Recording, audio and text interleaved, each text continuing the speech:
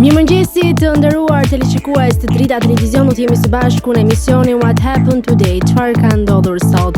Data sot shënon 21 korrik dhe ne kemi përgatitur disa informacione në lidhje me ngjarjet më të rëndësishme që kanë ndodhur në këtë datë, ku ju ftoj që t'i ndiqni.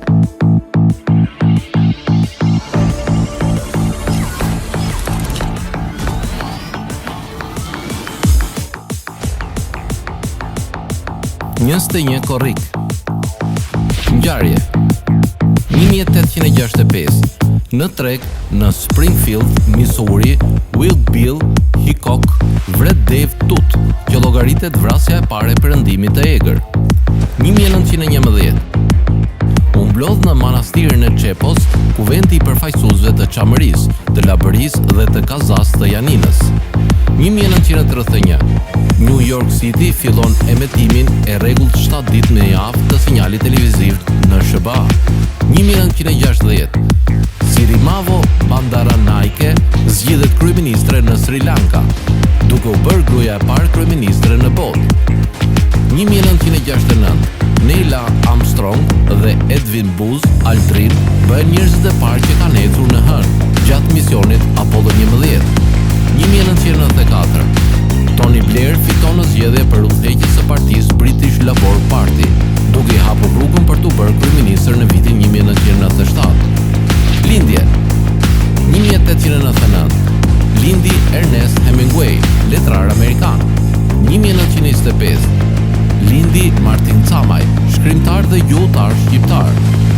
1951.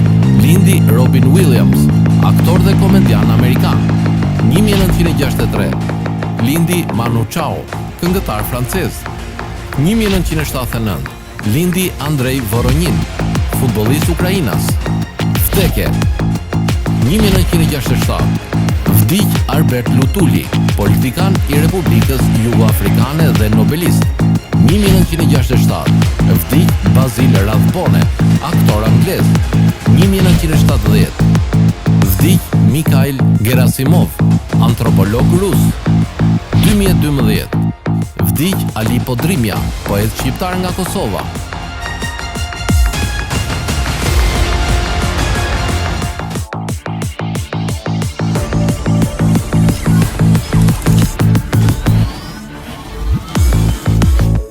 Ndërkohë kemi përgatitur për ju biografinë e Alexander Kondos, i cili ishte një ikonë e peshngritjes shqiptare. Ai lindi më 22 prill të vitit 1960 në Tiranë dhe ndërroi jetë në 1 maj të vitit 1987. Ai ishte një ikonë e peshngritjes dhe sportit shqiptar në vitet 80, i pari që arriti të ngrejë 200 kg në shtytje. Kampion i padiskutueshëm, i cili u nda nga jeta tragjikisht në moshën 27 vjeçare.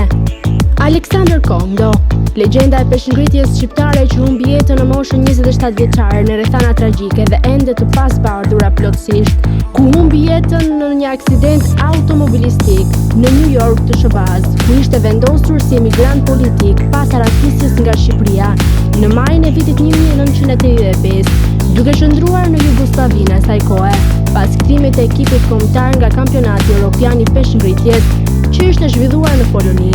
Dosja e plot voluminoze ish sigurimit të shtetit në ngarkim të Alexander Kondos e deklasifikuar prej autoritetit për informim të dosjeve të ish sigurimit të shtetit, ku ndodhe me qindra faqe që i përkasin periudhës nga viti 1981, kur filloi ndjekja operative dhe shërbimi i rregullt ndaj tij nga ana e shërbimeve sekrete të regjimit komunist e deri në vitin 1987, kur ajo dosje u arshivua përfundimisht pas vdekjes së tij tragjike. Alexander Kondo, pjesëtar i ekipit të peshngritjes Dinamo të Ministrisë së Punëve të Brendshme, ku aso koha shërbente si ushtaraku i lartë në Gardën e Republikës, dhe gjithashtu ekipit kombëtar, i cili në atë kohë, fal vlerësime dhe trajnime të diferencuar që i bënte regjimi komunist në fuqi disa sporteve të rënda, kishte arritur rezultate të larta dhe në arenën ndërkombëtare. Emri Alexander Kondos si sportist do të filloj të bëhej gjithnjë më i njohur, sidomos pas rezultateve të tij të larta të arritura në vitin 1984 në Pallatin e Sportit Partizanit të kryeqytetit, ku ai fiksoi shifrat e 200 kg-ve. Por më tepër, nga kjo periudhë kohe kur Alexander Kondo ishte në kulmin e karrierës së tij, emri i tij u bë edhe më i njohur dhe filloi të diskutohej në mbar vendin në fundin e majit të vitit 1985, kur gjatë një aktiviteti ndërkombëtar në kuadrin e kampionatit evropian të peshngritjes që zhvilluar në Varshavë të Polonisë, ai ngriti 210 kg. Kondo nuk u kthye më në Shqipëri, por së bashku me shokun e tij të ekipit, shkodranin Xhelal Sukniqin, nga Malizi shkruan në Beograd në pritje për të fituar azilin politik të SBA-ve. Pas kësaj, ata fituan azilin politik për në SBA, ndërsa Kondo humbi jetën në një aksident automobilistik në 1 maj të vitit 1987 dhe eshtrat e tij u kthyen në Shqipëri në vitin 2003. Le të themi që ai do të mbetet një ikonë e njohur e peshngritjes shqiptare. Tani do të kalojmë në rubrikën e dhe shëndeti. Sot kam përzgjedhur për të folur rreth një lloji të veçantë të manaferës, e cila është manafera peruane, e cila është në ngjyrë të artë. Manafera peruane ose manafera art rritet në të gjithë botën në klima tropikale, subtropikale dhe të buta. Ato duken si perla të vogla në ngjyrë të artë, afërsisht 1 deri në 2 cm në diametër dhe janë të mbyllura në një lëvore. Por çfarë shije kanë këto manafera? Ato janë të ëmbla, por pak të tharta dhe kanë shije të ngjashme me ananasin. Ky frut ka përfitime të manitshme për shëndetin tuaj. Është i pasur me vitamin A, C, tiamin, riboflavin dhe niacin. Frutat e pjekura gjithashtu kanë një përqendrim të beta-karotenit. Ai gjithashtu ka sasi të konsiderueshme të kalciumit, hekurit, fosforit, kaliumit, bioflavonoideve, proteinave dhe fibrave. Vitamina A që gjendet në këtë frut është e shkëlqyeshme për shikimin, ndihmon sistemin imunitar dhe inflamator të funksionojë siç duhet, ndihmon në rritjen dhe zhvillimin normal të qelizave, është esenciale për sistemin riprodhues. Vitamina C që gjendet gjithashtu tek manaferat e arta është esenciale për sistemin imunitar. Është një antioksidant i fuqishëm i cili parandalon dëmtimin e qelizave, një antihistamin natyrale, lehtësues ndaj alergjive, redukton mundësinë e goditjes në tru, mbron nga sëmundja e Parkinsonit. Gjithashtu, ky frut i mrekullueshëm përmban dhe vitamin B1 ose njohur ndryshe si tiamin, e cila ndihmon në mbrojtjen e nervave, është e shkëlqyeshme për shëndetin mendor, esenciale për metabolizmin, veçanërisht me karbohidratet dhe ul mundësinë e katarakteve. Gjithashtu ai përmban riboflavin, e njohur ndryshe si vitamin B2, e nevojshme për metabolizmin e hekurit, parandalon dhimbjet e kokës dhe migrenës dhe ruan vitaminat e tjera të kompleksit B. Gjithashtu, ndihmon në shëndetin e zemrës, rrit nivelin e kolesterolit të mirë HDL, i mirë për trajtimin e depresionit, përmirëson fleksibilitetin e kyçeve dhe lehtëson dhimbjet dhe enjtjet për shkak të artritit. Gjithashtu ai përmban dhe vitamin B12, e cila ndihmon fëmijët të zhvillohen siç duhet, përmirëson shëndetin mendor dhe mund të parandalojë sëmundjet e Alzheimerit nëse kapet herët, redukton rrezikun e anemisë, ndihmon në rinovimin e qelizave duke u mbajtur më të rinj. Gjithashtu, mbi të gjitha këto vitamina të mrekullueshme janë shumë të mira. Për shkak të sasisë së madhe të fibrave, ngrohja e manaferave të arta ose manaferave peruane do t'ju ndihmojnë të ndiheni të ngopur më shpejt, duke u mbajtur në formë dhe ju ndihmon që të humbisni peshë. Këto manafera të mrekullueshme nuk kanë natrium dhe kanë një indeks të ulët glicemik. Sasia e lartë e pektinës ndihmon në thithjen e kalciumit, i cili është i nevojshëm për kocka të forta. Ato bëjnë mrekulli dhe për qelizat tuaja duke pasur veti anti-inflamatore dhe antioksiduese. Është treguar se frenojnë kancerin, veçanërisht varietatet e mushkive, të zorës së trashët dhe të mëlçisë. Manaferat e arta janë gjithashtu diuretike. Në mjekësi mbimore ato janë përdorur për trajtimin e astmës, dermatitit, hepatitit, malariës dhe reumatizmës. Është zbuluar se ka pak melatonin, e cila ndihmon në përmirësimin dhe rregullimin e gjumit, parandalon sëmundje degenerative, parandalon migrenën dhe mbron nga kanceri i organeve riprodhuese.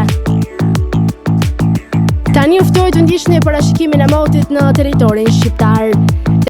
Territori shqiptar për datën 21 korrik 2026 do të karakterizohet nga një mod incet me kthjellime dhe intervale të gjata me diell në pjesën më të madhe të vendit. Gjatorëve të pasdites në zonat malore lindore priten zhvillime të vranësirave, të cilat lokalisht mund të shoqërohen me rreshje të shkurtra shiu dhe ndonjë shtrëngat të izoluar.